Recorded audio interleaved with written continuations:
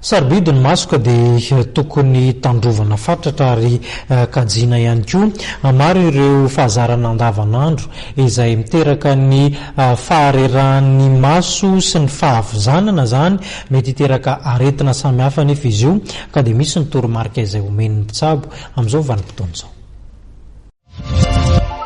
Amin'izao vanim-potoana izao, tafiditra ao anatin'ny andavanandrom-piainantsika ny fampiasana ireo fitaovana samihafa mandefa hazavana, jeren'ny maso toy ny ordinateur, ny telefona, ny televiziona.